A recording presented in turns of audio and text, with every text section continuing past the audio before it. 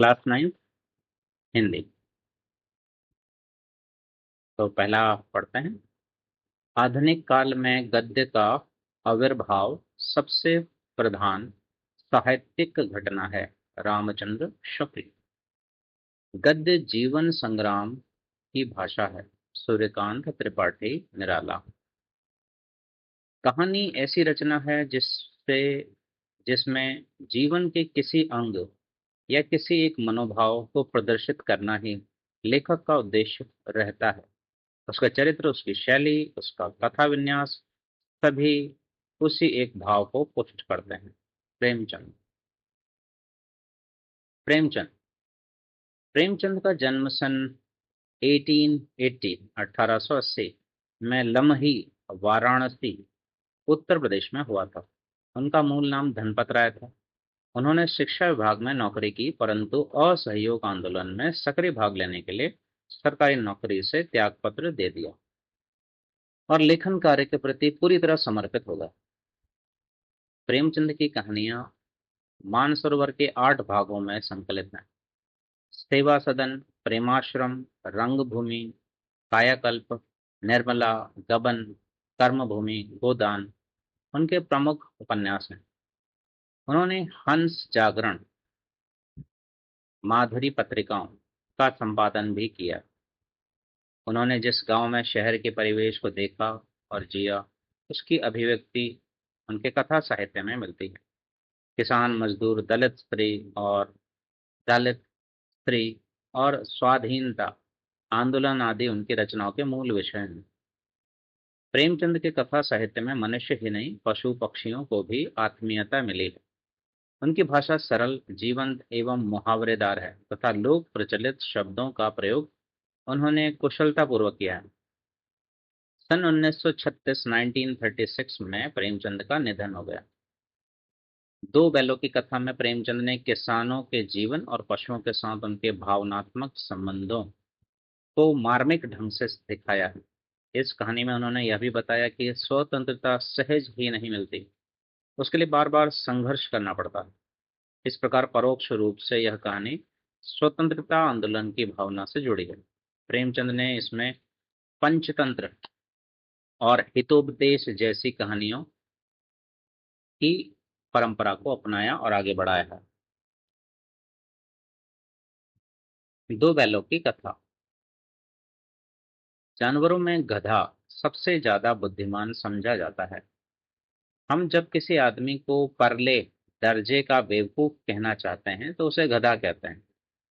गधा सचमुच बेवकूफ है, या उसके सीधेपन, उसकी निरापद सहिष्णुता ने उसे यह पदवी दे दी है, इसका निश्चय नहीं किया जा सकता। गायें सींग मारती हैं। ब्याई हुई गाय तो अनायास ही सिंहनी का रूप धारण कर लेती है। कुत्ता भी बहुत गरीब जानवर है, लेकिन कभी कभी उसे भी क्रोध आ ही जाता है, किंतु गधे को कभी क्रोध करते नहीं सुना, न देखा। जितना चाहो गरीब को मारो, चाहे जैसी खराब सड़ी हुई घास सामने डाल दो, उसके चेहरे पर कभी असंतोष की छाया भी नहीं दिखाई देगी। वैशाख में चाहे एकाध बार कुलेल कर लेता हो, पर हमने तो उसे कभी खुश होते नहीं देखा। उसके चेहरे पर एक स्थायी विषाद स्थायी रूप से छाया रहता है। सुख दुख हानि लाभ किसी भी दशा में उसे बदलते नहीं देखा। ऋषियों मुनियों के जितने गुण हैं, वे सभी उसमें पराकाष्ठा को पहुंच गए, पर आदमी उसे बेवकूफ कहता है। सद्गुणों का इतना अनादर कहीं नहीं देखा। कदाचित सीधापन संसार के लिए उपयुक्त नहीं है। देखिए, देखे ना, भारतवासियों की अफ्रीका में क्या दुर्दशा हो रही है। क्यों अमेरिका में उन्हें घुसने नहीं दिया जाता। बेचारे शराब नहीं पीते, 4 पैसे कुछ समय के लिए बचा कर रखते हैं, जी तोड़कर काम करते हैं, किसी से लड़ाई झगड़ा नहीं करते, 4 बातें सुनकर गम खा जाते हैं, फिर भी बदनाम हैं। कहा जाता है कि वे जीवन के आदर्श को नीचा करते हैं। अगर वे भी ईंट का जवाब पत्थर से देना सीख जाते तो शायद सभ्य कहलाने लगते। जापान की मिसाल सामने है। एक ही विजय ने उसे संसार की सभ्य जातियों में गण्य बना दिया। लेकिन गधे का एक छोटा भाई और भी है, जो उससे कम ही गधा है, और वह है बैल। जिस अर्थ में हम गधा शब्द का प्रयोग करते हैं, कुछ उसी से मिलते जुलते अर्थ में बछिया के ताऊ का भी प्रयोग करते हैं। कुछ लोग बैल को शायद बेवकूफों में सर्वश्रेष्ठ कहेंगे, मगर हमारा विचार ऐसा नहीं है। बैल कभी कभी मारता भी है, कभी कभी अड़ियल बैल भी देखने में आता है और भी कई रीतियों से अपना असंतोष प्रकट कर देता है। अतएव उसका स्थान गधे से नीचा है। झूरी के दोनों बैलों के नाम थे हीरा और मोती। दोनों पछाई जाति के थे, देखने में सुंदर, काम में चौकस, डील में ऊंचे। बहुत दिनों साथ रहते रहते दोनों में भाईचारा हो गया था। दोनों आमने सामने ही आसपास बैठे हुए एक दूसरे से मुख भाषा में विचार विनिमय करते थे। एक दूसरे के मन की बात कैसे समझ जाता था, हम नहीं कह सकते। अवश्य ही उनमें कोई ऐसी गुप्त शक्ति थी जिससे जीवों में श्रेष्ठता का दावा करने वाला मनुष्य वंचित है। दोनों एक दूसरे को चाट कर और सूंघ कर अपना प्रेम प्रकट करते। कभी कभी दोनों सिंग भी मिला लिया करते थे, विग्रह के नाते से नहीं, केवल विनोद के भाव से, आत्मीयता के भाव से। जैसे दोस्तों में घनिष्ठता होते ही धौल धप्पा होने लगता। इसके बिना दोस्ती कुछ खुशफुसी, कुछ हल्की सी रहती है, जिस पर ज्यादा विश्वास नहीं किया जा सकता। जिस वक्त ये दोनों बैल हल या गाड़ी में जोत दिए जाते और गर्दन हिला हिला कर चलते, उस वक्त हरेक की यही चेष्टा होती थी कि ज्यादा से ज्यादा बोझ मेरी ही गर्दन पर रहे। दिन भर के बाद दोपहर या संध्या को दोनों खुलते तो एक दूसरे को चाट चूट कर अपनी थकान मिटा लिया करते। नांद में खली भूसा पड़ जाने के बाद दोनों साथ साथ उठते, साथ नांद में मुंह डालते और साथ ही बैठते थे। एक मुंह हटा लेता तो दूसरा भी हटा लेता था। संयोग की बात, झूरी ने एक बार गोई को ससुराल भेज दिया। बैलों को क्या मालूम वे क्यों भेजे जा रहे हैं। समझे, मालिक ने हमें भेज दिया। अपना यूं बेचा जाना उन्हें अच्छा लगा या बुरा, कौन जाने। पर झूरी के साले गया को घर तक गोई ले जाने में दांतों पसीना आ गया। पीछे से हाँकते तो दोनों बाएं दाएं बाएं भागते। पगहिया पकड़कर आगे से खींचता तो दोनों पीछे को जोर लगाते। मारता तो दोनों सींग नीचे करके हुंकारते। अगर ईश्वर ने उन्हें वाणी दी होती तो झूरी से पूछते, तुम हम गरीबों को क्यों निकाल रहे हो? हमने तो तुम्हारी सेवा करने में कोई कसर नहीं उठा रखी। अगर इतनी मेहनत से काम न चलता था तो और काम ले लेते। हमें तो तुम्हारी चौकरी चाकरी में मर जाना कबूल था। हमने कभी दाने चारे की शिकायत नहीं की। तुमने जो कुछ खिलाया वह सिर झुकाकर खा लिया। फिर तुमने हमें इस जालिम के हाथ क्यों बेच दिया?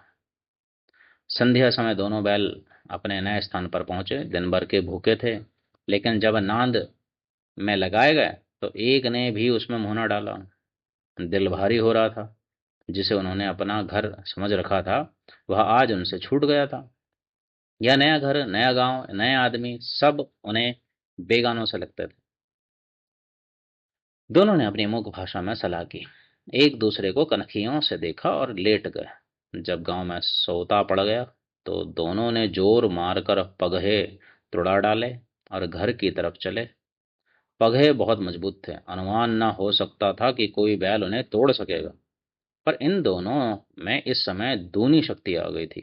एक एक झटके में रस्सियां टूट गई।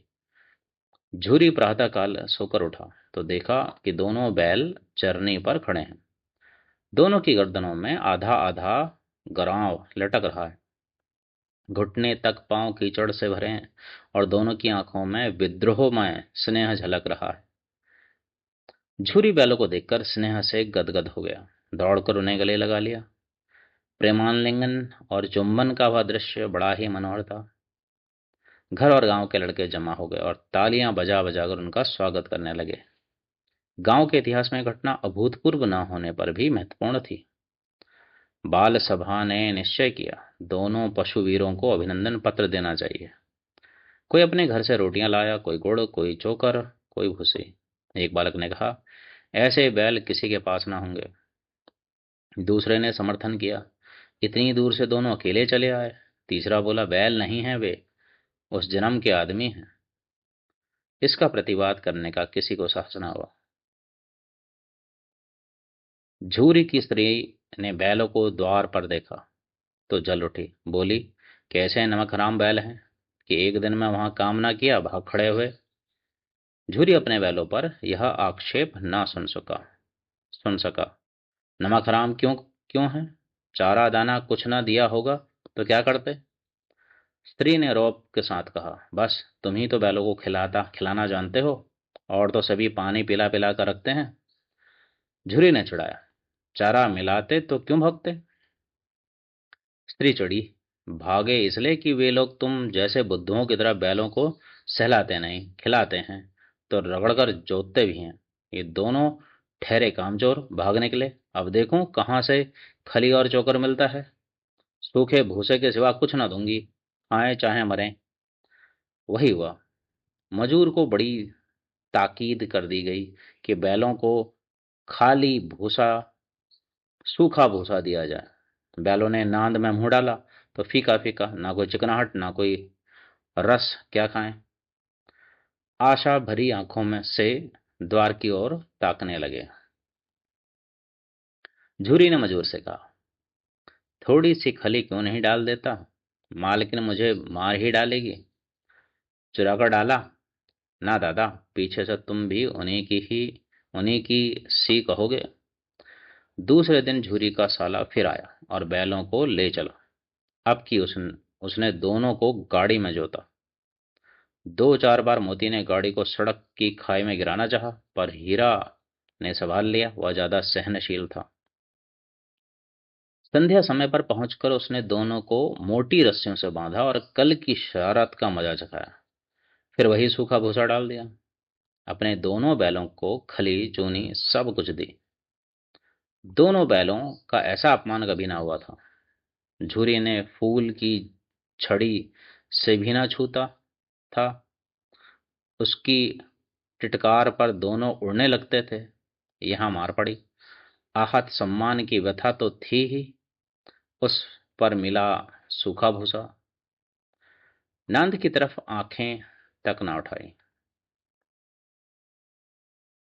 दूसरे दिन गया ने बैलों को हल में जोता, पर इन दोनों ने जैसे पांव ना उठाने की कसम खा ली थी। वह मारते मारते थक गया, पर दोनों ने पांव ना उठाया।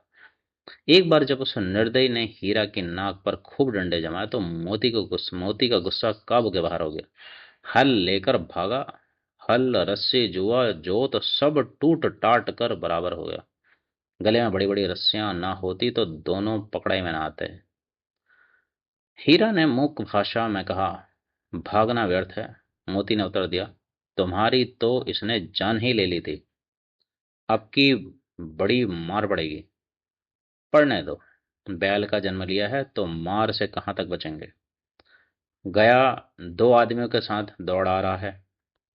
दोनों को हाथों में लाठियां हैं। मोती बोला, कहो तो दिखा दूं कुछ मजा मैं भी। लाठी लेकर आ रहा है। हीरा ने समझा, नहीं भाई, खड़े हो जाओ। मुझे मारेगा तो मैं भी एक दो को गिरा दूंगा। नहीं, हमारी जाति का यह धर्म नहीं है। मोती दिल में ऐंठ कर रह गया। गया आ पहुंचा और दोनों को पकड़कर ले चला। कुशल हुई कि उसने इस वक्त मारपीट ना की, नहीं तो मोती भी पलट पड़ता। उसके तेवर देखकर गया और उसके सहायक समझ गए कि इस वक्त टाल जाना ही मसलहत है। आज दोनों के सामने फिर वही सूखा भूसा लाया गया। दोनों चुपचाप खड़े रहे। घर के लोग भोजन करने लगे। उस वक्त एक छोटी सी लड़की दो रोटियां लिए निकली और दोनों के मुंह में देकर चली गई। उस एक रोटी से इनकी भूख तो क्या शांत होती, पर दोनों के हृदय को मानो भोजन मिल गया। यहाँ भी किसी सज्जन का वास है। लड़की भैरव की थी। उसकी माँ मर चुकी थी। सौतेली माँ उसे मारती रहती थी, इसलिए इन बैलों से उसे एक प्रकार की आत्मीयता हो गई थी। दोनों दिन भर जोते जाते डंडे खाते अड़ते, शाम को थान पर बांध दिए जाते और रात को वहीं बालिका उन्हें 2 रोटियां खिला जाती। प्रेम के इस प्रसाद की यह बरकत थी कि दो दो गाल सूखा भूसा खाकर भी दोनों दुर्बल न होते थे, मगर दोनों की आंखों में रोम रोम में विद्रोह भरा हुआ था। एक दिन मोती ने मूक भाषा में कहा, अब तो नहीं सहा जाता हीरा। क्या करना चाहते हो? एक आध को सिंगों पर उठाकर फेंक दूंगा। लेकिन जानते हो, वह प्यारी लड़की जो हमें रोटियां खिलाती है उसी की लड़की है, जो इस घर का मालिक है। यह बेचारी अनाथ ना हो जाएगी। तो मालकिन को ना फेंक दूं? वही तो उस लड़की को मारती है। लेकिन औरत जात पर सिंग चलाना मना है, यह भूल जाते हो? तुम तो किसी तरह से निकलने ही नहीं देते। बताओ, तुड़ाकर भाग चलें? हाँ, यह मैं स्वीकार करता, लेकिन इतनी मोटी रस्सी टूटेगी कैसे? इसका एक उपाय है। पहले रस्सी को थोड़ा सा चबा लो, फिर एक झटके में टूट जाती है। रात को जब बालिका रोटियां खिलाकर चली गई तो दोनों रस्सियां चबाने लगे, पर मोटी रस्सी मुंह में ना आती थी। बेचारे बार बार जोर लगाकर रह जाते थे। सहसा घर का द्वार खुला और वही लड़की निकली। दोनों सिर झुकाकर उसका हाथ चाटने लगे। दोनों की पूंछें खड़ी हो गई। उसने उनके माथे सहलाया और बोली, खोल देती हूँ, चुपके से भाग जाओ, नहीं तो यहाँ लोग तुम्हें मार डालेंगे। आज घर में सलाह हो रही है कि इनकी नाकों में नाथ डाल दी जाए। उसने गरीब खोल दिया, कराव खोल दिया, पर दोनों चुपचाप खड़े रहे। मोती ने अपनी भाषा में पूछा, अब चलते क्यों नहीं? हीरा ने कहा, चलें तो, लेकिन कल इस अनाथ पर आफत आएगी, सब इसी पर संदेह करेंगे। सहसा बालिका चिल्लाई, दोनों फूफा वाले बैल भागे जा रहे हैं। ओ दादा, दोनों बैल भागे जा रहे हैं, जल्दी दौड़ो। गया हड़बड़ाकर भीतर से निकला और बैलों को पकड़ने चला। वे दोनों भागे। गया ने पीछा किया, वह और भी तेज हुए। गया ने शोर मचाया, फिर गांव के कुछ आदमियों को भी साथ लेने के लिए लौटा। दोनों मित्रों को भागने का मौका मिल गया। सीधे दौड़ते चले गए, यहां तक कि मार्ग का ज्ञान न रहा। जिस परिचित मार्ग से आए थे उसका यहाँ पता न था। नए नए गांव मिलने लगे। तब दोनों एक खेत के किनारे खड़े होकर सोचने लगे, अब क्या करना चाहिए। हीरा ने कहा, मालूम होता है राह भूल गए। तुम भी बेतहाशा भागो, वहीं उसे मार गिराते तो दुनिया क्या कहती। वह अपना धर्म छोड़ दे, लेकिन हम अपना धर्म क्यों छोड़े? दोनों भूख से व्याकुल हो रहे थे। खेत में मटर खड़ी थी। चरने लगे, रह रहकर आहट ले लेते, कोई आता तो नहीं है। जब पेट भर गया और दोनों ने आजादी का अनुभव किया, तो मस्त होकर उछलने कूदने लगे। पहले दोनों ने डकार ली, फिर सींग मिलाए और एक दूसरे को ठेलने लगे। मोती ने हीरा को कई कदम पीछे हटा दी, यहाँ तक कि वह एक खाई में गिर गया। तब उसे भी क्रोध आया, संभल कर उठा और फिर मोती से भिड़ गया। मोती ने देखा खेल में झगड़ा हुआ चाहता है, तो किनारे हट गया। अरे यह क्या, कोई सांड दौंकता चला आ रहा है। हाँ, सांड ही है। वह सामने आ पहुंचा। दोनों मित्र बगलें झांक रहे हैं। सांड पूरा हाथी है। उससे भिड़ना जान से हाथ धोना है, लेकिन ना भिड़ने पर भी तो जान बचती नहीं नजर आती। इन्हीं की तारीफ इन्हीं की तरफ आ भी रहा है। कितनी भयंकर सूरत है। मोती ने मूक भाषा में कहा, बुरे फंसे, जान बचेगी, कोई उपाय सोचो। हीरा ने चिंतित स्वर में कहा, अपने घमंड में भूला हुआ है, आरजू विनती ना सुनेगा, भाग क्यों ना चलें? भागना कायरता है तो फिर यहीं मरो। बंदा तो 9 2 11 होता है, और जो दौड़ाए, तो फिर कोई उपाय सोचो जल्द। उपाय यही है कि उस पर दोनों जने एक साथ चोट करें। मैं आगे से रंगे देता हूँ, तुम पीछे से रंग दो। दोहरी मार पड़ेगी तो भाग खड़ा होगा। मेरी ओर झपटे, तुम बगल से उसके पेट में सिंग घुसेड़ देना। जान जोखिम है, पर दूसरा उपाय नहीं। दोनों मित्र जान हथेलियों पर लेकर लपके। सांड को भी संगठित शत्रुओं से लड़ने का तजुर्बा ना था। वह तो एक शत्रु से मल्ल युद्ध करने का आदी था। जो ही हीरा पर झपटा, मोती ने पीछे से दौड़ा। सांड उसकी तरफ मुड़ा तो हीरा ना रंगेदा। सांड चाहता था कि एक एक करके दोनों को गिरा ले, पर ये दोनों भी उस्ताद थे। उसे यह अवसर न देते थे। एक बार सांड झल्लाकर हीरा का अंत कर देने के लिए चला कि मोती ने बगल से आकर पेट में सींग भोंक दी। सांड क्रोध में आकर पीछे फिरा तो हीरा ने दूसरे पहलू में सींग चुबा दी। आखिर बेचारा जख्मी होकर भागा और दोनों मित्रों ने दूर तक उसका पीछा किया, यहाँ तक कि सांड बेदम होकर गिर पड़ा। तब दोनों ने उसे छोड़ दिया। दोनों मित्र विजय के नशे में झूमते चले जाते थे। मोती ने अपनी सांकेतिक भाषा में कहा, मेरा जी तो चाहता है कि बच्चा को मार ही डालूं। हीरा ने तिरस्कार किया, गिरे हुए बैरी पर सींग ना चलाना चाहिए। यह सब ढोंग है। बैरी को ऐसे ऐसा मारना चाहिए कि फिर ना उठे। अब घर कैसे पहुंचेंगे वह सोचो, पहले कुछ खा लें तो सोचें। सबने मटर का सामने मटर का खेत था। खेत था ही। मोती उसमें घुस गया। हीरा मना करता रहा पर उसने एक ना सुनी। अभी दो ही चार ग्रास खाए थे कि दो आदमी लाठियां लिए दौड़ पड़े और दोनों मित्रों को घेर लिया। हीरा तो मेड़ पर था, निकल गया। मोती सींचे हुए खेत में था। उसके खुर की कीचड़ में धंसने लगे उसके खुर कीचड़ में धंसने लगे। न भाग सका, पकड़ लिया गया। हीरा ने देखा संगी संकट में है तो लौट पड़ा। फंसेंगे फंसेंगे तो दोनों फंसेंगे। रखवालों ने उसे भी पकड़ लिया। प्रातःकाल दोनों मित्र कांजी हाउस में बंद कर दिए गए। दोनों मित्रों को जीवन में पहली बार ऐसा साबिका पड़ा कि सारा दिन बीत गया और खाने को एक तिनका भी ना मिला। समझ ही में न आता था यह कैसा स्वामी है। इससे तो गया फिर भी अच्छा था। यहाँ कई भैंसें थी, कई बकरियां, कई घोड़े, कई गधे, पर किसी के सामने चारा ना था। सब जमीन पर मुर्दों की तरह पड़े थे। कई तो इतने कमजोर हो गए थे कि खड़े भी ना हो सकते थे।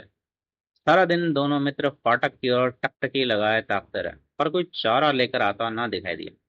तब दोनों ने दीवार की नमकीन मिट्टी चाटनी शुरू की, पर इससे क्या तृप्ति होती। रात को भी जब कुछ भोजन न मिला तो हीरा के दिल में विद्रोह की ज्वाला दहक उठी। मोती से बोला, अब तो नहीं रहा जाता मोती। मोती ने सिर लटकाए हुए जवाब दिया, मुझे तो मालूम होता है कि प्राण निकलना है। इतनी जल्द हिम्मत ना हारो भाई। यहाँ से भागने का कोई उपाय निकालना चाहिए। आओ दीवार तोड़ डालें। मुझसे तो अब कुछ नहीं होगा। बस इसी बूते पर अकड़ते थे। सारी अकड़ चली निकल गई। पाड़े की दीवार कच्ची थी। हीरा मजबूत तो था ही अपने नुकीले सिंग दीवार में गड़ा दी और जोर मारा तो मिट्टी का एक चिपड़ा निकल आया। फिर तो उसका साहस बढ़ा। उसने दौड़ दौड़ कर दीवार पर चोटें की और हर चोट में थोड़ी थोड़ी मिट्टी गिराने लगा। उसी समय कांजी हाउस का चौकीदार लालटेन लेकर जानवरों की हाजिरी लेने आ निकला। हीरा कहा, यह उज्जड़पन देखकर उसने उसे कई डंडे रसीद किए और मोटी सी रस्सी से बांध दिया। मोती ने पड़े पड़े कहा, आखिर मार खाई क्या मिला। अपने बूते भर जोर तो मार दिया। ऐसा जोर मारना किस काम का कि और बंधन में पड़ गए। जोर तो मारता ही जाऊंगा चाहे कितने ही बंधन पड़ता जाए। जान से हाथ धोना पड़ेगा, कुछ परवाह नहीं। यूं भी तो मरना ही है। सोचो, दीवार खुद जाती तो कितनी जानें बच जाती। कितने भाई यहाँ बंद हैं, किसी की देह में जान नहीं है। 2-4 दिन और यही हाल रहा तो सब मर जाएंगे। हाँ, यह बात तो है। अच्छा तो ला, फिर मैं भी जोर लगाता हूँ। मोती ने भी दीवार में उसी जगह सींग मारा। थोड़ी सी मिट्टी गिरी और फिर हिम्मत बढ़ी। फिर तो वह दीवार में सिंग लगाकर इस तरह जोर करने लगा मानो किसी प्रतिद्वंदी से लड़ रहा है। आखिर कोई 2 घंटे की जोर आजमाई के बाद दीवार ऊपर से लगभग एक हाथ गिर गई। उसने दूनी शक्ति से दूसरा धक्का मारा तो आधी दीवार गिर पड़ी। दीवार का गिरना था कि अधमरे से पड़े हुए सभी जानवर चेत उठे। तीनों घोड़ियां सरपट भाग निकली, फिर बकरियां निकली, इसके बाद भैंसें भी खिसक गई, पर गधे अभी तक ज्यों के त्यों खड़े थे। हीरा ने पूछा, तुम दोनों क्यों नहीं भाग जाते। एक गधे ने कहा, जो कहीं फिर पकड़ लिए जाएं तो क्या हरज है। अभी तो भागने का अवसर है। हमें तो डर लगता है, हम यहीं पड़े रहेंगे। आधी रात से ऊपर जा चुकी थी। दोनों गधे अभी तक खड़े सोच रहे थे कि भागें या ना भागें, और मोती अपने मित्र की रस्सी तोड़ने में लगा हुआ था। जब वह हार गया तो हीरा ने कहा, तुम जाओ, मुझे यहीं पड़ा रहने दो, शायद कहीं भेंट हो जाए। मोती ने आंखों में आंसू लाकर कहा, तुम मुझे इतना स्वार्थी समझते हो हीरा? हम और तुम इतने दिनों एक साथ रहे, आज तुम विपत्ति में पड़ गए तो मैं तुम्हें छोड़कर अलग हो जाऊं? हीरा ने कहा, बहुत मार पड़ेगी, लोग समझ जाएंगे यह तुम्हारी शरारत है। मोती गर्व से बोला, जिस अपराध के लिए तुम्हारे गले में बंधन पड़ा उसके लिए अगर मुझ पर मार पड़े तो क्या चिंता। इतना तो हो ही गया कि 9-10 प्राणियों की जान बच गई, वे सब तो आशीर्वाद देंगे। यह कहते हुए मोती ने दोनों गधों को सींगों से मार मार के बाड़े के बाहर निकाला और तब अपने बंधु के पास आकर सो रहा। भोर होते ही मुंशी और चौकीदार तथा अन्य कर्मचारियों में कैसी खलबली मची, इसके लिखने की जरूरत नहीं। बस इतना ही काफी कि मोती की खूब मरम्मत हुई और उसे भी मोटी रस्सी से बांध दिया गया। एक सप्ताह तक दोनों मित्र वहां बंधे पड़े रहे। किसी ने चारे का एक तृण भी न डाला। हाँ, एक बार पानी दिखा दिया जाता था, यही उनका आधार था। दोनों इतने दुर्बल हो गए थे कि उठा ना जा उठा तक ना जाता था। ठठरियां निकल आई थी। एक दिन बाड़े के सामने डुग्गी बजने लगी और दोपहर होते होते वहां 50-60 आदमी जमा हो गए। तब दोनों मित्र निकाले गए और उनकी देखभाल होने लगी। लोग आ आकर उनकी सूरत देखते और मन फीका करके चले जाते हैं। ऐसे मृतक बैलों का कौन खरीदार होता। सहसा एक दड़ियल आदमी जिसकी आंखें लाल थी और मुद्रा अत्यंत कठोर आया और दोनों मित्रों के कूल्हों में उंगली गोदकर मुंशी जी से बात करने लगा। उसका चेहरा देखकर अंतर्ज्ञान से दोनों मित्रों के दिल कांप उठे। वह कौन है और उन्हें क्यों टटोल रहा है, इस विषय में उन्हें कोई संदेह ना हो। दोनों ने एक दूसरे को भीत नेत्रों से देखा और सिर झुका लिया। हीरा ने कहा, गया के घर से नहा के भागे, अब जान न बचेगी। मोती ने अश्रद्धा से के भाव से उत्तर दिया, कहते हैं भगवान सबके ऊपर दया करते हैं, उन्हें हमारे ऊपर क्यों दया नहीं आती? भगवान के लिए हमारा मरना जीना दोनों बराबर है। चलो अच्छा ही है, कुछ दिन उसके पास तो रहेंगे। एक बार भगवान ने उस लड़की के रूप में हमें बचाया था, क्या अब ना बचाएंगे? यह आदमी छुरी चलाएगा, देख लेना। तो क्या चिंता है, मांस खाल सींग हड्डी सब किसी न किसी काम आ जाएंगे। नीलाम हो जाने के बाद दोनों मित्र उस दड़ेल के साथ चले।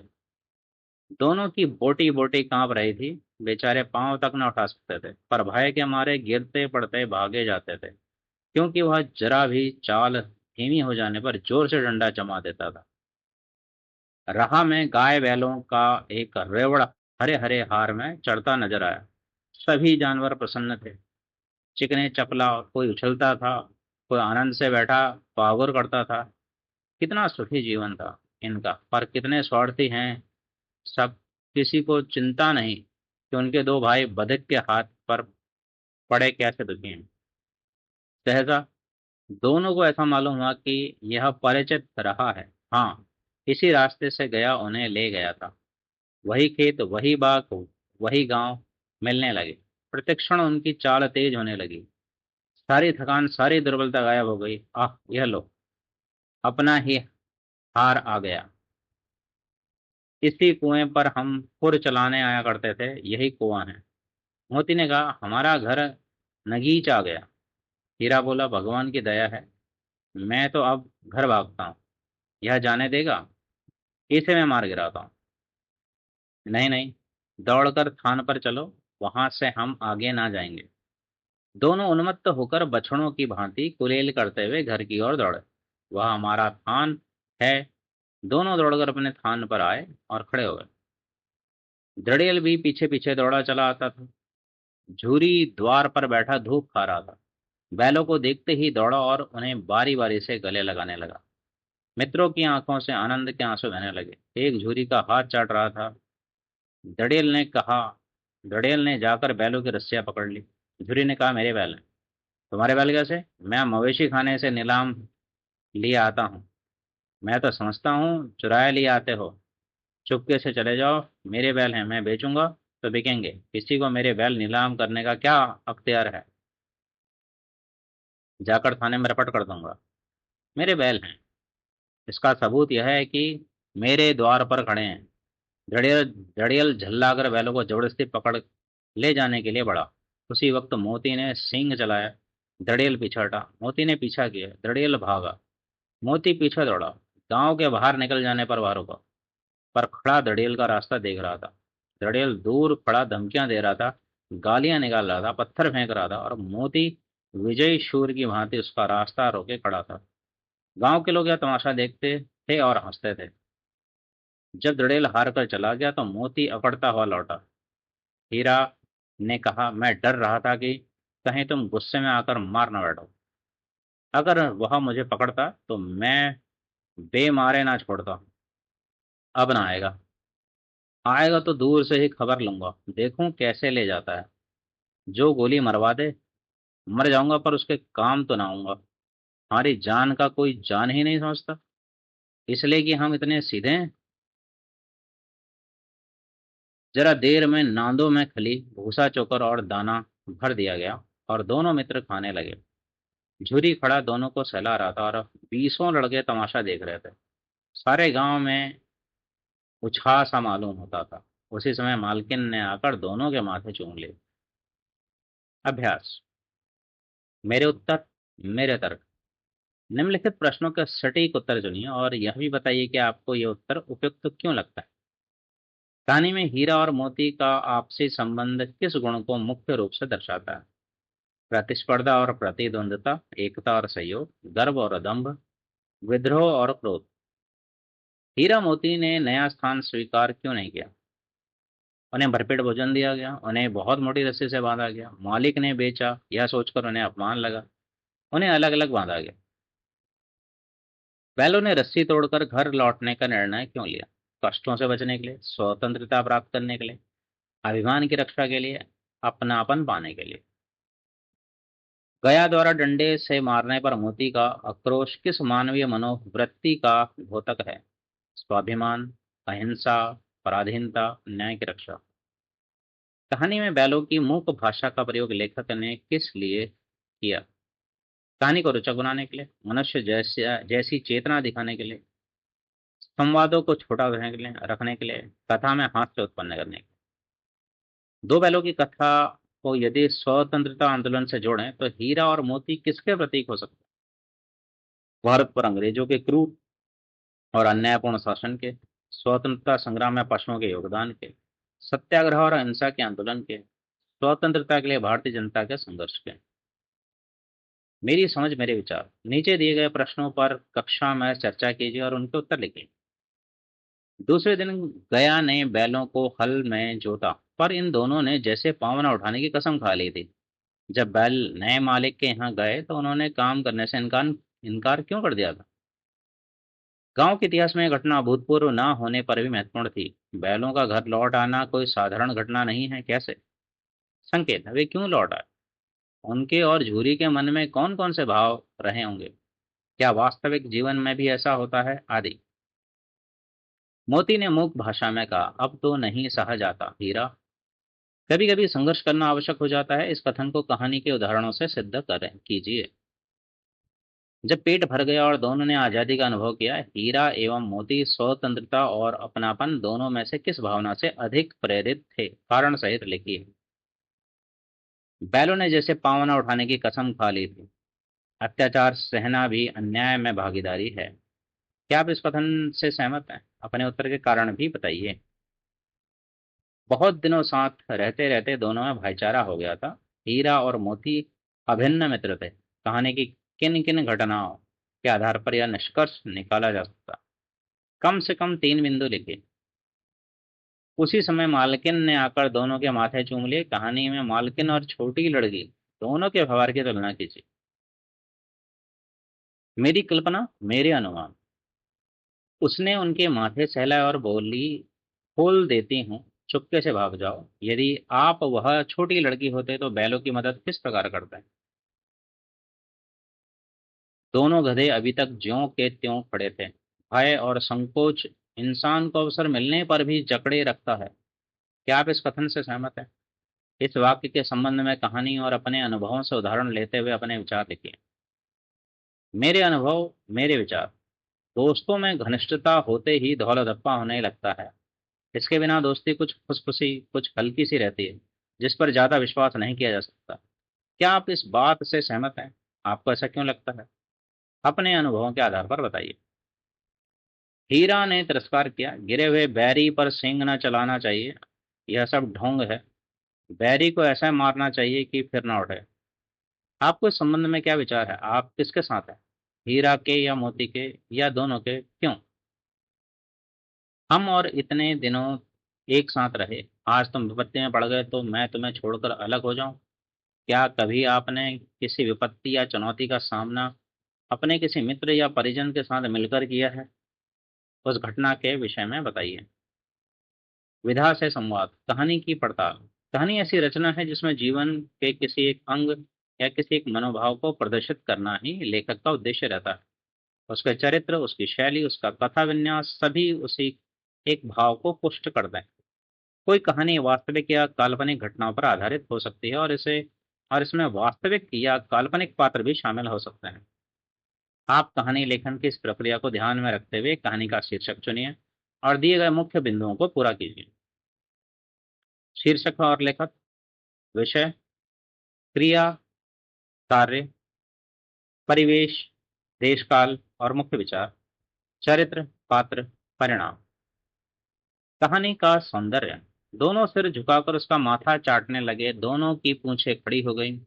इस वाक्य को पढ़कर आंखों के सामने एक दृश्य सा बन जाता है। आप जानते हैं कि भाषा की इस विशेषता को चित्रात्मकता कहते हैं।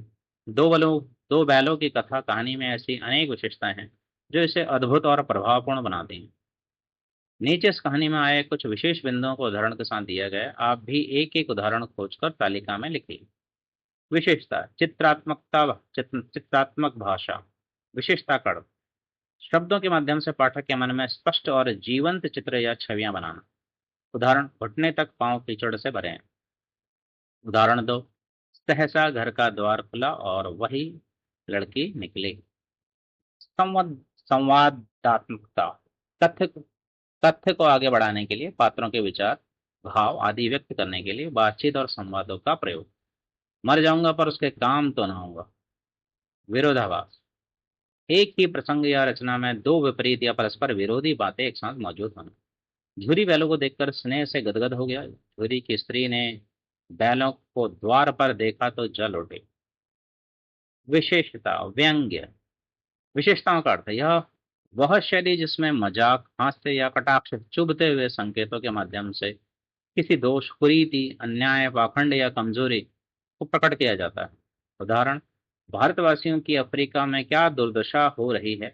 अगर वे भी ईंट का जवाब पत्थर से देना सीख जाते तो शायद सभ्य कहलाने लगते। संघर्ष, दो विरोधी शक्तियों, विचारों, इच्छाओं या परिस्थितियों का आपस में टकराना। उससे भिड़ जाने से हाथ धोना, लेकिन न भिड़ने पर भी जान बचती नहीं नजर आती। बैल बनाम सांड। अतिशयोक्ति, किसी पात्र, घटना, भाव या वस्तु का वर्णन इतना बढ़ाकर करना कि वह असंभव या अविश्वसनीय लगे। झूरी इन्हीं फूल की झड़ी से भी ना छूता था, उसकी टिटकार पर दोनों उड़ने लगते थे। संदेह, उलझन, जब पात्र किसी निर्णय पर नहीं पहुंच पाता, सारा दिन बीत गया और खाने को एक तिनका भी ना मिलता, समझ में नहीं आता था यह कैसा स्वामी है।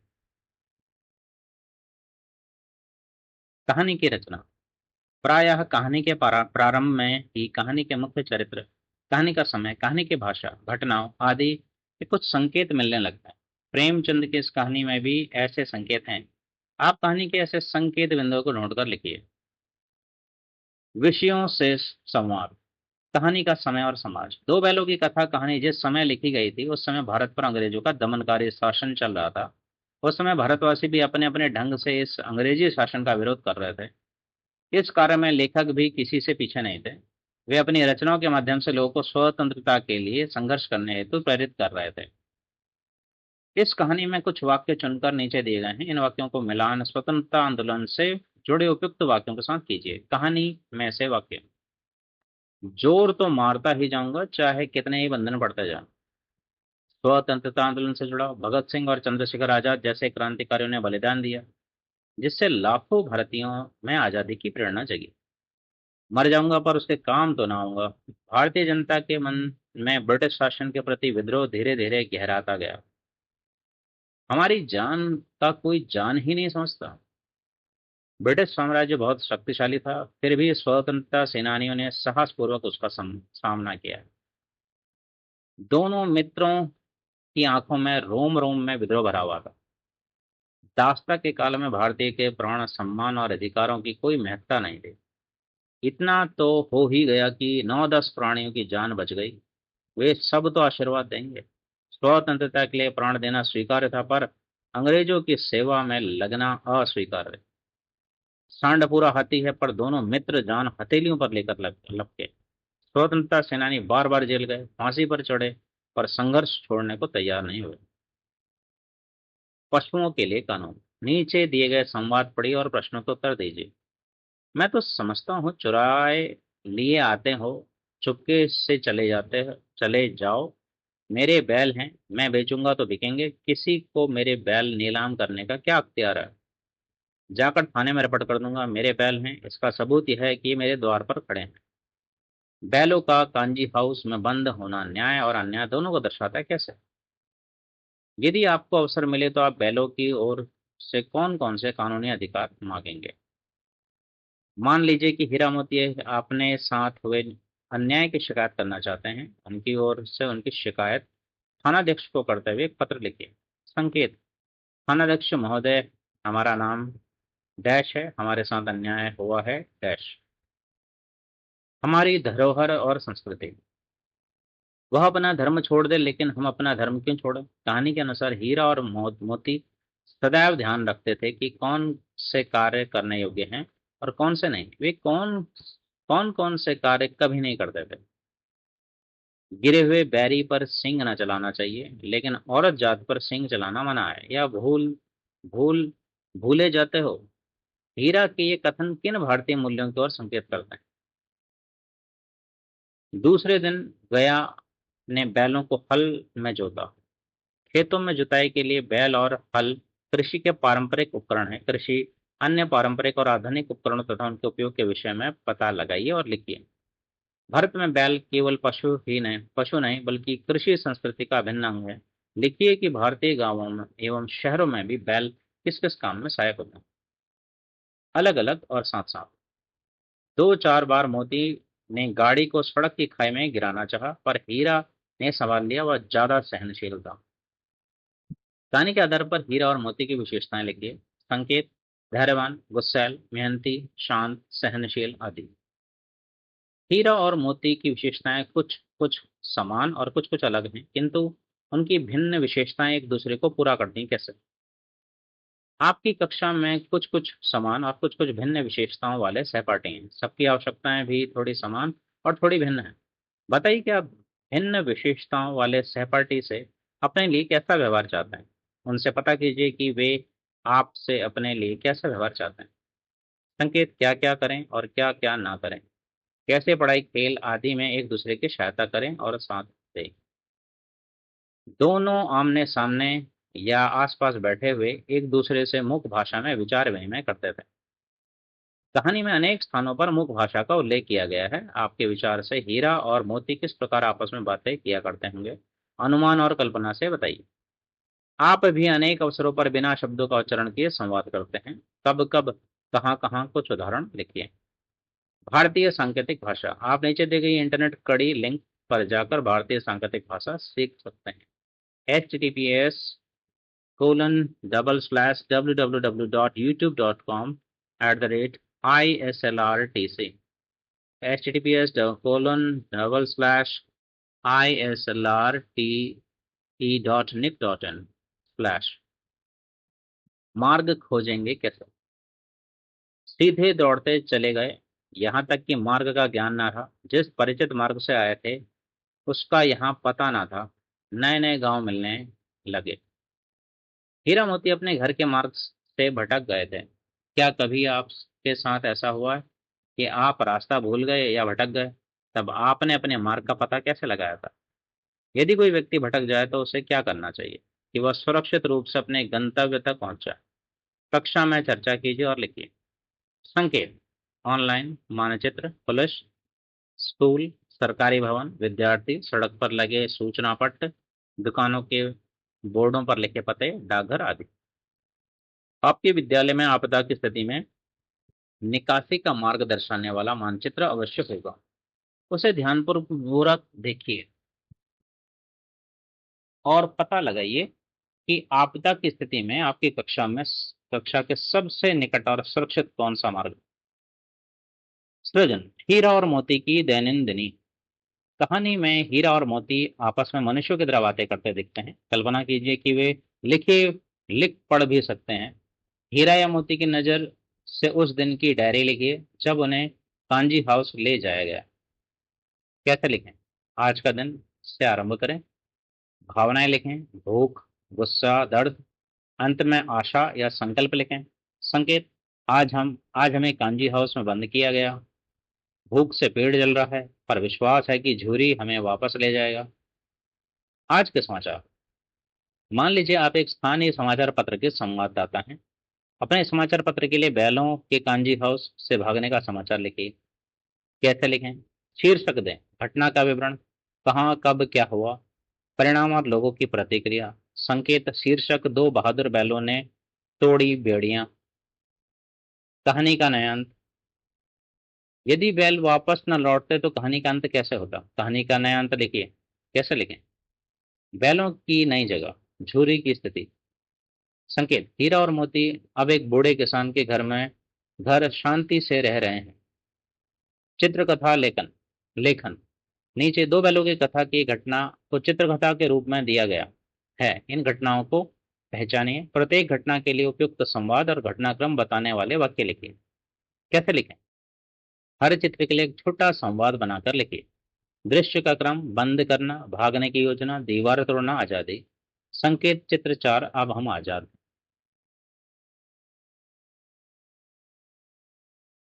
भाषा से संवाद, व्याकरण की बात। मेरे शब्द: कहानी में से 5 ऐसे शब्द चुनकर लिखिए जो आपके लिए बिल्कुल नए। अब उन शब्दों के अर्थ अपने अनुमान से लिखिए। इसके बाद उनके अर्थ शब्दकोश में से देखकर लिखिए।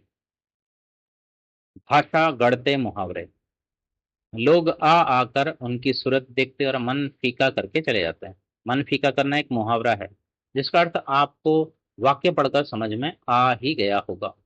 इसी से मिलते जुलते मुहावरे हैं जो जी फीका होना, जी खट्टा होना आदि। दो बैलों की कथा कहानी में कई मुहावरे हैं जिनसे यह कहानी जीवंत हो गई। ऐसी भाषा को ही मुहावरेदार भाषा कहा जाता है। कहानी में से चुनकर कुछ वाक्य नीचे दिए गए हैं। इन वाक्यों में मुहावरों को पहचानकर रेखांकित कीजिए। इन मुहावरों का प्रयोग करते हुए नए वाक्य बनाकर लिखिए। झूरी के साले गया को घर तक गोई ले जाने में दांतों पसीना आ गया। उसका चेहरा देखकर अंतर्ज्ञान से दोनों मित्रों के दिल कांप उठे। झूरी की स्त्री ने बैलों को द्वार पर देखा तो जल उठी। झूरी की स्त्री ने बैलों को द्वार पर देखा तो जल उठी। मोती दिल में ऐंठ कर रह गया। आएगा तो दूर से ही खबर लूंगा, देखूं कैसे ले जाता है। जी तोड़कर काम करते हैं, किसी से लड़ाई झगड़ा नहीं करते, चार बातें सुनकर गम खा जाते हैं।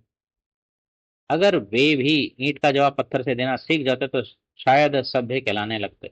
तो फिर वही मरो, बंदा तो 9 2 11 होता है। गतिविधियां: नीचे दी गई गतिविधियां अपने समूह के साथ मिलकर कीजिए। कविता, गीत और अभिनंदन पत्र। बाल सभा ने निश्चय किया दोनों पशुवीरों को अभिनंदन पत्र देना चाहिए। मान लीजिए कि बाल सभा ने हीरा और मोती की प्रशंसा में एक गीत लिखा और गाया। अपनी कल्पना से वह गीत लिखिए। हीरा और मोती के लिए अभिनंदन पत्र लिखिए। बाल सभा में भाषण: मान लीजिए कि आपको बाल सभा ने हीरा मोती के लौटने के बाद भाषण देने के लिए बुलाया है। भाषण का विषय है पशुओं के अधिकार। अपना भाषण लिखिए और कक्षा में प्रस्तुत कीजिए। शीर्षक: इस कहानी के 5 भाग्य हैं। कहानी के प्रत्येक भाग्य को अपने मन से उपयुक्त शीर्षक दीजिए। मेरी पहेली: अपने समूह के साथ मिलकर ऐसी पहेलियां बनाइए जिनके उत्तर निम्नलिखित हों। हीरा, झूरी, मोती, गया, बैल, मटर, रस्सी, रोटी। भाषा संगम। कभी कभी अड़ियल बैल भी देखने में आता है। नीचे बैल शब्द के लिए संविधान की 8वीं अनुसूची में सम्मिलित कुछ भारतीय भाषाओं में प्रयुक्त शब्दों की सूची दी गई है।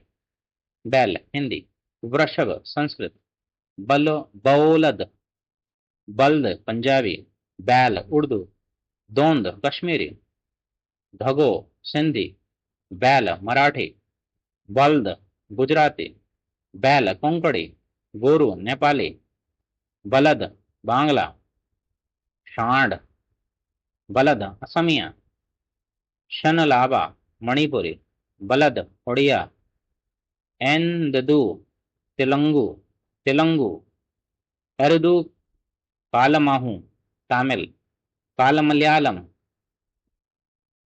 ऐत्तु कन्नड़। इनके अतिरिक्त यदि आप बैल शब्द को किसी और भाषा में भी जानते हैं तो उस भाषा में भी लिखिए। उपयुक्त वाक्य को अपनी मातृभाषा में लिखिए। https://shabd शब्द .education.gov.in /lexicon.jsp। खोजबीन, दो बैलों की कथा। https://www.youtube.com/watch?v or to CQ and this one NCERT official। कथा सम्राट प्रेमचंद, NCERT ऑफिशियल। प्रेमचंद का बचपन और कहानियां, this one channel NCERT official. शब्द संपदा। निरापद, आपत्ति से रहित, निर्विघ्न, सुरक्षित। सहिष्णुता, सहिष्णुत्व, सहनशीलता या क्षमा। विषाद, उदासी, अवसाद, जड़ता, मन उचट जाना। पराकाष्ठा, अंतिम सीमा, चरम कोटि या सीमा। कदाचित, कभी, शायद। पछाई, पछाह, पश्चिमी देश का, ये पश्चिम दिशा। चौकस, चौकन्ना, सावधान, ठीक। डील, शरीर की ऊंचाई चौड़ाई आदि। कद, देह, शरीर। विग्रह, अलगाना, फैलाना, फूट पैदा करना। खंड, भाग, विस्तार। विनोद, परिहास, मनोरंजन, हटाना। क्रीड़ा, कौतूहल। आत्मीयता, अपनापन, मैत्री। नांद, मिट्टी का एक बड़ा और चौड़ा बर्तन जिसमें पशुओं को चारा पानी आदि दिया जाता है। हौदी। गोई, गुइया, खेल का साथी, सखी। पघइया, पघा, पघा, ढोर, पशु, बांधने की रस्सी।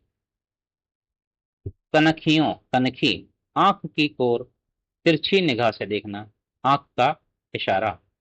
चरनी, मेड़दार लंबा चबूतरा जिस पर गाय बैल को चारा पानी दिया जाता है। गाय बैल को चारा पानी देने के लिए गाड़ी हुई नांद। गराव, फंदेदार रस्सी जो बैल आदि के गले में पहने जाती है।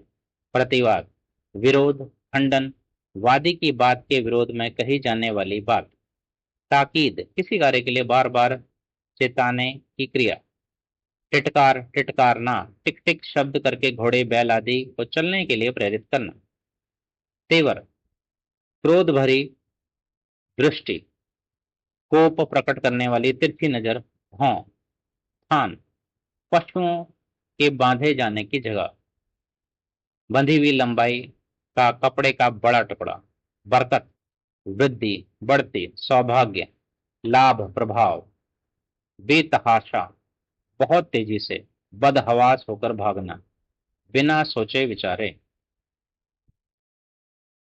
व्याकुल, घबराया हुआ, हतबुद्धि, व्यग्र, अभिभूत, भीत। रगेदता, रगेदना, भगाना, खदेड़ना, दौड़ाना। तजुर्बा, तजर्बा, अनुभव। मल्ल युद्ध, कुश्ती, बाह्य युद्ध। ग्रास, कौर, निवाला, आहार, निगलना, ग्रहण। मेड़, खेत की सीमा, सिंचाई आदि के लिए उसके चारों ओर बनाया हुआ मिट्टी का घेरा। खुर, नख, चारपाई के पाए का निचला हिस्सा। कांजी हाउस, कांजी हाउस, वह बड़ा जिसमें दूसरे का खेत आदि खाने वाले या अनाथ चौपाए पशु बंद किए जाते हैं और कुछ दंड लेकर छोड़े या नीलाम किए जाते हैं। साबिका साविका, वास्ता सरोकार, काम, पढ़ना, होना, तृप्ति, भोजन आदि की प्राप्ति से उत्पन्न संतोष या तृप्त होने का भाव। दहक, आग का दहकना, लपट ज्वाला, उज्जटपन, अशिष्टता, उद्दंडता, उच्च श्रृंखलता। बूते बूता, सामर्थ्य, बल, शक्ति, बस, आजमाई, आजमाना। परीक्षार्थ प्रयोग करना, परीक्षा, जांच करना। चेत, होश, संज्ञा, याद, ज्ञान, चित्त, मन, इच्छा, सावधानी। डुग्गी, चमड़े से मड़ा चौड़े मुंह का छोटा पाजा।